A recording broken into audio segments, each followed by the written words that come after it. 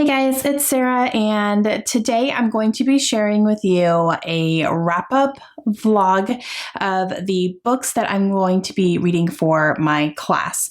I'm taking a materials for children's class this semester, and I have a lot of books to read. There's a big reading project due at the end of the semester. So I'm going to be taking these next couple of months, and I'm going to be reading books off of that list. I did share a TBR list for this as well. It's not quite the same. I did end up needing to change a couple things here and there just for specific reasons, but I wanted to go ahead and show you everything that I'm reading and kind of show you what my thoughts were after I was done reading them. So this is going to be in two different parts. This first part is going to be my transitional books. There's going to be 10 of these, and these are books that are for a little kind of mid-elementary, like second to third grade, kind of starting to get into longer books, starting to get into chapter books, and, just kind of some more challenging things for them to kind of help with that transition. So that's what this is going to be today, and I hope you guys enjoy it. All right, guys, so I just finished the first one that I'm, having to read here. And it's actually, I listened to the audiobook of it. So this is one of my multimedia books. I have two of them on this list. These actually went in and got turned in with my picture books section. So it's already been turned in. But I wanted to include the two audiobooks I'm listening to because they are books I haven't read before and I got to listen to them. So the first one is Little Women by Louisa May Alcott. I listened to this on audio. The version that I listened to was read by Kate Reading.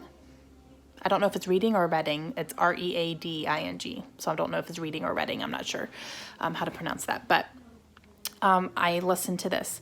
This was my first time reading Little Women. My first time, you guys. I know. I know. It's a little shocking that I've never read Little Women. Okay. This one I gave a 3 stars. And for me, a 3-star is a good book. It's one of those, it's middle of the road though. I didn't love it, but I didn't not like it. It's just, it was middle, it was good. It was good. My problem is that I'm not big on classics in general. I'm not a big classics reader. So I've read a few here and there, but they're not something that I generally tend to pick up. I struggle with them. I find them to be a little bit boring. I like thrillers and action, and fantasy and stuff like that. So for me to pick up a classic it takes some effort for me to do. It takes some effort for me to get through it. But the audiobook did go pretty quickly for me. I read it really quickly because of the audiobook. But yeah, so I can now say that I have read Little Women and I liked it. I did like the characters. I liked the sisters. I did not like the way the love interest worked out. I did not like that. I'm probably in a little bit of a majority on that one. And I did like the sisters a lot. So I liked them as characters. And yeah. Okay, so that is for my multimedia section. And yeah, so Little Women, 3 stars. Okay guys, so I have another one to talk about, and this one I just read over the past weekend, and that is Where the Sidewalk Ends by Shel Silverstein. This is another one that was actually due with my first part, so I've already turned it in, but I did have to read it for actually it's the second part, the first part. It's a whole thing. There's 3 different parts to turn in for this assignment. So this came in with the second part with my picture books and my audiobooks and all that stuff. So I wanted to include it though because I did read the entire thing. I read this in one day, easy. And it's one that I read before. I read this as a kid, but I needed to reread it because I just didn't remember a ton of the details of the poems. I remember loving them. But I'm really glad I read this. Honestly, guys, it was very nostalgic because, some of them I did remember reading and it just kind of jogged my memory. And some of them was almost like reading them again for the first time. So, loved it. Shel Silverstein is so creative. Just what he came up with was so interesting. And a lot of them made me laugh and some of them made me think, which is very interesting. And yeah, I loved it. So these poems were written by him and the illustrations are by him as well. So he did kind of both for these. And I gave this one 5 stars. Some of my favorites were Sick and Smart, and Jimmy Jet and his TV set. Those were kind of my top 3 favorite ones. So, yeah, I really liked it though. So 5 stars for this one for sure. All right, guys, so I just finished the next book for my project, and this is one that I just finished on audiobook. So this is part of my second part that I have to turn in soon. And I listened to Echo by Pam Munoz Ryan. Man, okay, so this one was going along, and really the last probably third of this book, I was just, it hit me like bam. It was good. All right, so this follows actually 4 different people who come into contact with this harmonica, and it's different people from different years, like different decades and different parts of the world. And all of them come into contact with this harmonica for whatever reason, and it changes their lives. And it's so interesting. This also follows around like the 30s and 40s and even into the 50s, but a lot of like World War II type stuff, things happening. There is one boy who is dealing with the Nazis and being very much discriminated against, even though he's German. And so that part was pretty heartbreaking. And then, Hitler is mentioned a whole lot. His sister is, a Hitler buff, or not buff, but, a loyalist, I guess you could call her. And that was hard to read because it was, she was willing to turn her family in if they were like not following the rules or messing up or anything. It's crazy. It was crazy. The part that really, really hit me, I think my favorite part of it, was Ivy's perspective. And she was a young girl who is Hispanic, but she was born in the U.S. and her and her family were caring for a Japanese family's farm because this was happening right around Pearl Harbor, and Japanese people were kind of considered the enemy, so they had to flee. But the family hired Ivy's family to take care of their farm while they were gone. And so not only is Ivy's family dealing with fallout from that and, being seen as helping a Japanese family, but they are also being discriminated against for being Hispanic. That part was like, I was so frustrated through that whole thing. I was like, are you kidding me? It's just, woo. And the way that the 4 of these characters all kind of tied together was fantastic. I loved this. I loved it. Definitely listen to it on audiobook because you can hear the music. There's lots of music references, and then you can hear them, like the music is played for you as well. And the last part had Some Enchanted Evening played, which is part of South Pacific, which is one of my favorite musicals. And I watched that growing up, and I was just singing along with it. Probably really off key, but I was still singing anyway. So this was fantastic. So I'm giving this one 4.5 stars, only because probably the first half of it, I was just kind of listening and it was fine. And I was like, okay. Ooh, that was good. Okay. But Ivy's part is where I was really like in it to win it, but still really, really good. Loved it. Definitely keeping this on my shelves for my daughter to read at some point. And it was fantastic. So another one down. Hey guys, okay, so I want to go ahead and start off this vlog with 3 books that I've already read and that I don't need to reread for the project. I did throw a couple in there that I've already read before that will kind of take a little bit of pressure off of me, but I have read them and can speak about, what they're about, and they appeal for children and everything. That's kind of what my synopsis has to be. And so I did pick 3 that I'm good to talk about without having to reread them. And one of them was actually not on my original TBR. It's one that I kind of went through my daughter's shelves and went, oh, I can talk about that one easy. I've read this one multiple times when I was, in like elementary and middle school. So that is The BFG by Roald Dahl.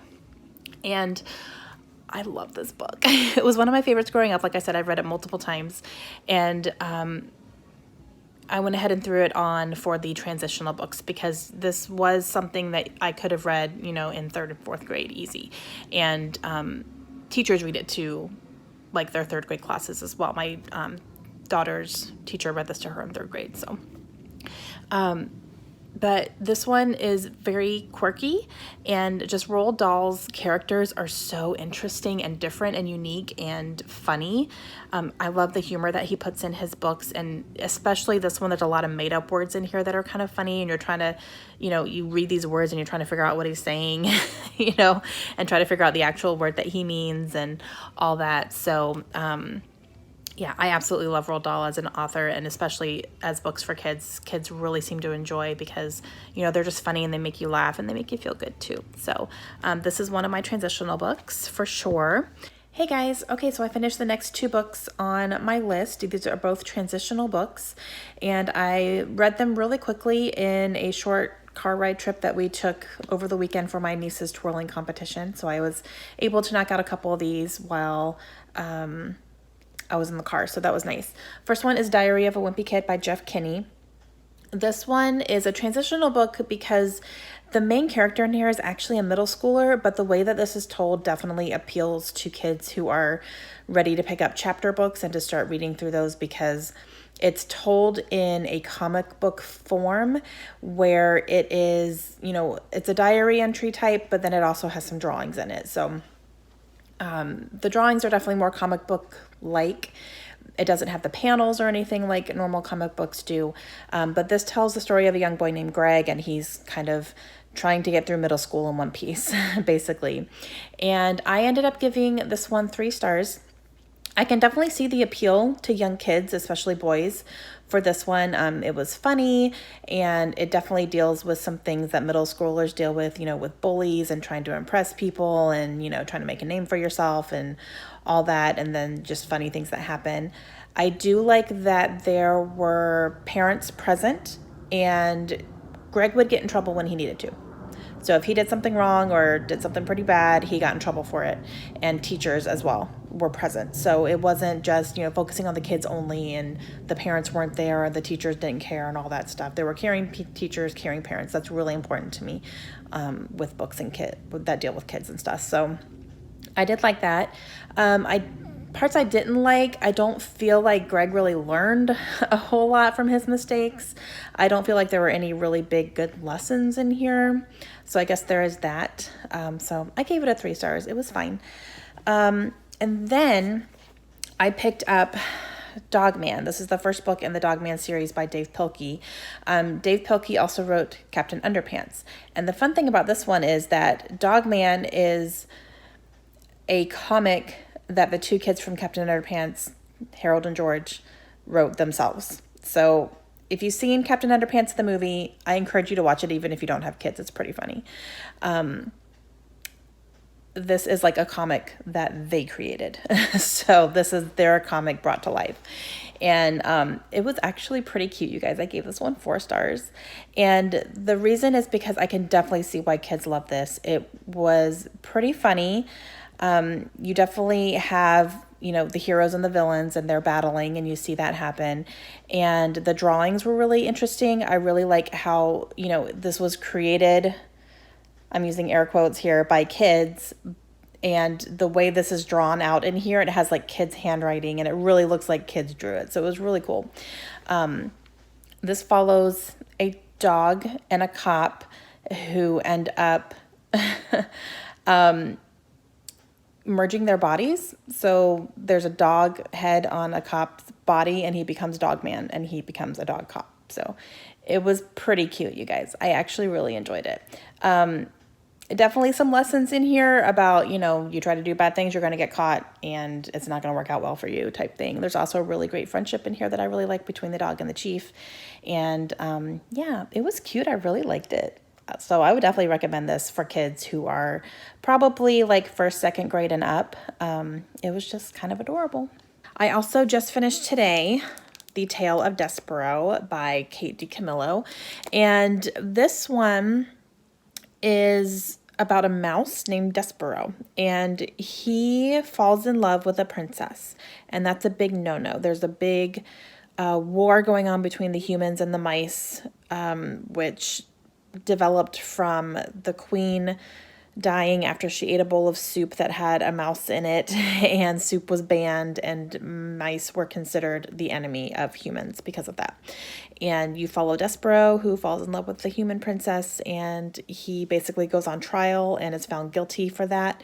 And it kind of gave me definite social commentary on things like that, loving someone you're not, socially supposed to love and all that, and the implications of that. So I thought that was very interesting. I was not expecting that from this. But I really ended up enjoying it. I did, this one won the Newbery Medal. I'm trying to see, it's a little bit faded, but the Newbery Medal winner on this one. And I listened to the audiobook of this, and it was really good. The narrator reminded me of Jim Dale, who narrates the Harry Potter books, which is fantastic. So I really did enjoy the audiobook of this one. And it was a very quick read. It was only a 3-hour audiobook. So it was good. I liked it. And I gave that one 3 stars. It wasn't something that, kept me super interested the whole time, but it was good. I think kids would like it. Hey, guys. Okay.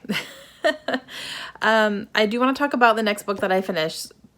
Pardon the way I look, I just turned in a 21-page paper for my other class that I'm taking right now, so I'm a little bit brain dead, but it's done and I'm very happy. Okay, so I just finished this one here, Anna and Elsa, All Hail the Queen by Erica David. Now, this is one that I added on, and I substituted it for another one just because my daughter Layla actually read this to me.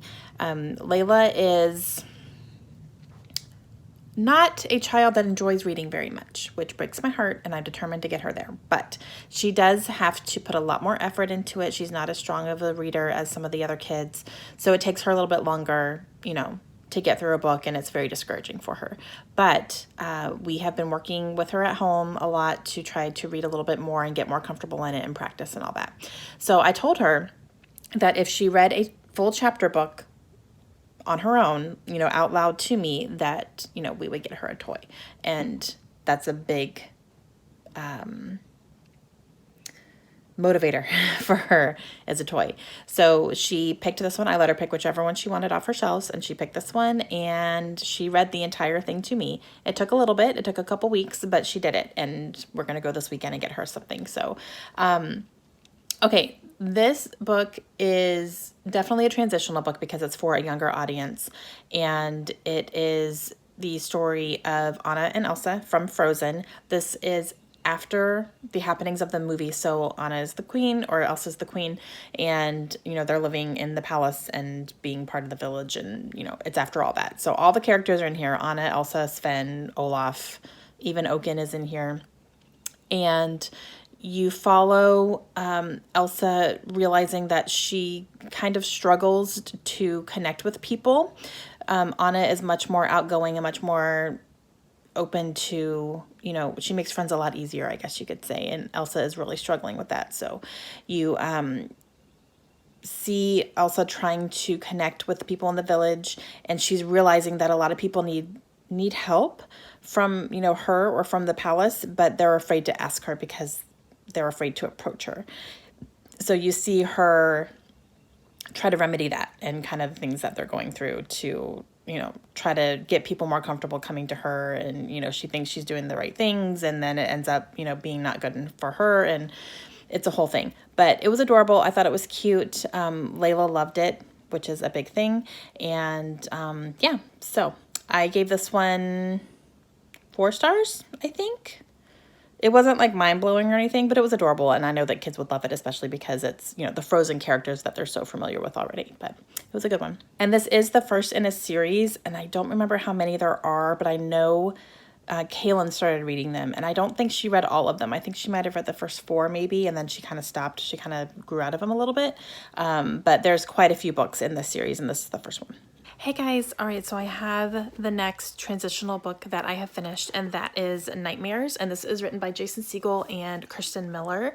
And this one I chose for transitional. It could probably count for upper elementary as well, just based on the age range, but this one does have some really good illustrations in it, so that's why I picked it for transitional versus upper elementary, because the illustrations really help the story kind of move along a little bit as well, and I think that's a little bit more appealing towards a younger audience.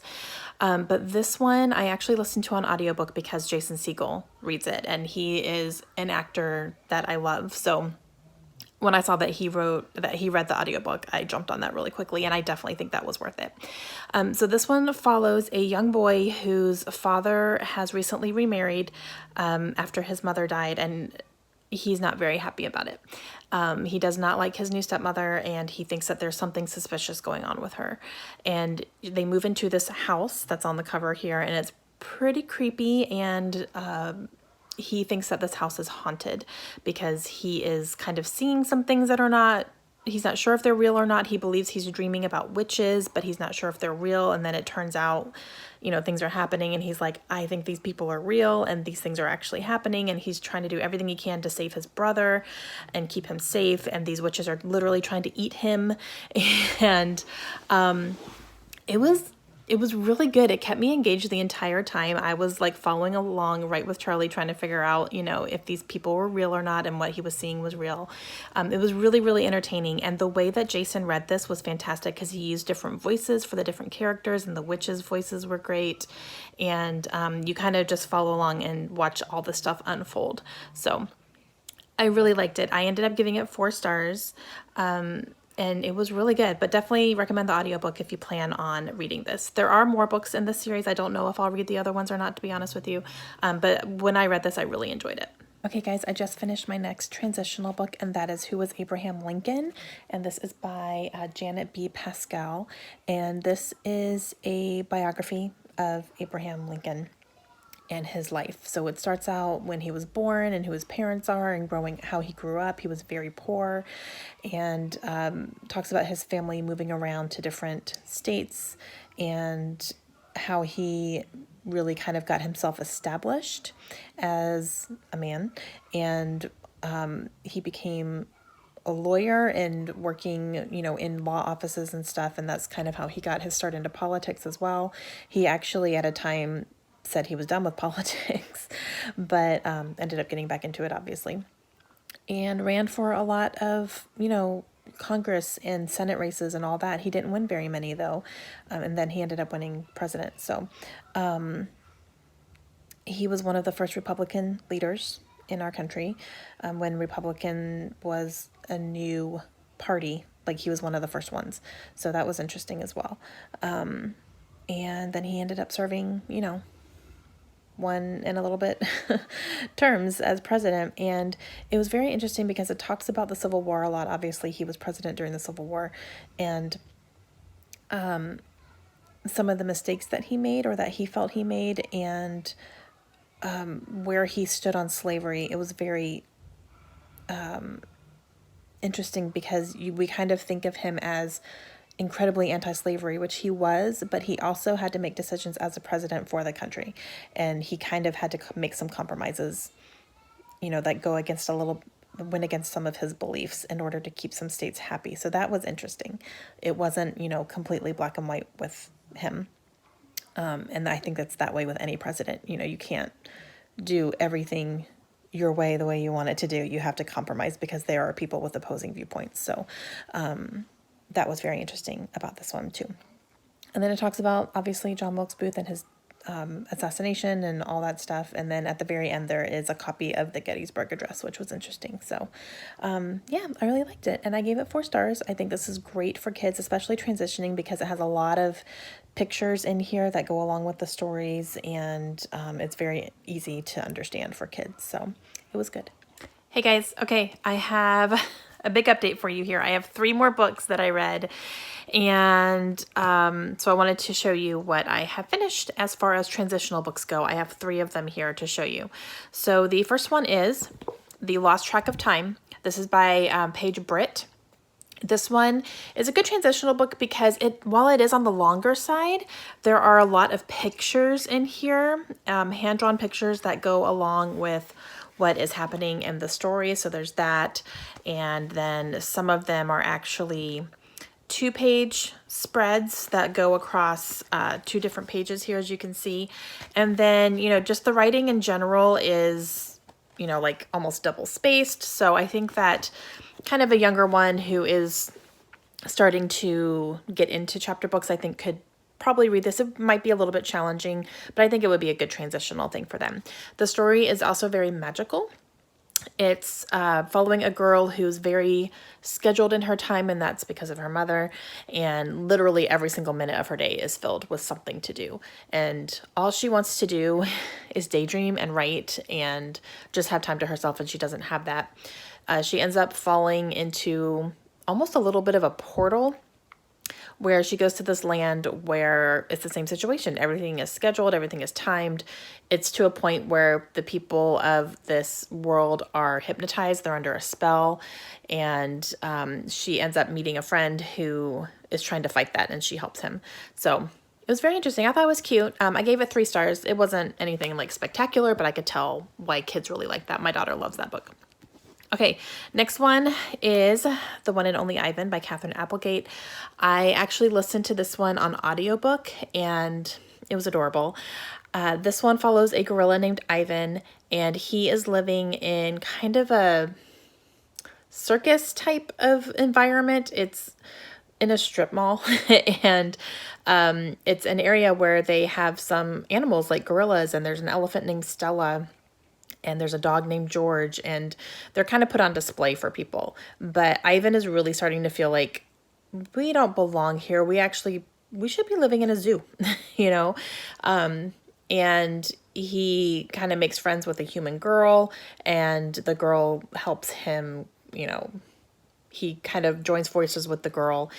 The gorilla, like Ivan and the girl can't verbally communicate, but you're getting Ivan's inner dialogue, and you're getting his dialogue with other animals. So it's like a talking gorilla, but the humans can't tell that he's talking, if that makes any sense. But yeah, it was really cute. It was really, really good audiobook, and I loved his inner dialogue. It was really funny. So it was adorable. I gave this one 4 stars. And then I also read Through My Eyes by Ruby Bridges. This is an autobiography about Ruby and her time when she was one of the first African-American girls in our country to attend an all-white school. So she was kind of the center of the process of desegregating schools. And it didn't go very well at first. She received a lot of hate. She received a lot of threats from grown-ups. I was disgusted by how people were acting seeing this and seeing the pictures, and just the hate that was like, oh my gosh, this happened in the 1950s. Oh gosh, I've already forgotten exactly when this started happening. And you think this happened so long ago, but not really. 1950, I guess that's, a good almost 70 years ago now, but it still doesn't seem like that far back. So yeah, I don't know. But the reason I thought this would be a good transitional book is because while it's hard to read, just because of the content, but it's something that is taught in schools, as young as, little kids. But for transitional kids who are reading by themselves, there's really big, large pictures in here. So that's good. And then there is some drawings that Ruby did as well. So stuff like that. And I just think that, this could be something where kids are starting to independently read that I think would be a little bit easier for them. So yeah. There's that. I really enjoyed that one. I didn't rate it on Goodreads because I didn't add it to my currently reading or whatever, but I did really enjoy it, and I actually learned some stuff too, so that was very interesting. But those are 3 more books for my transitional books, and I think that's it. Is that it? I'm going to double check real quick. I have my list here. Yeah, that's it. So those are my 10. And yeah, so those are all the transitional books that I read for this class, and just books that have been kind of categorized as, for younger elementary, but, not picture books, but not huge chapter books, stuff like that. And yeah, so those are the books that I highlighted and that I read. I hope you guys enjoyed my little wrap up here. And yeah, that's going to be it for me today. So let me know if you guys have any questions, and I will talk to you guys again soon. Have a great day.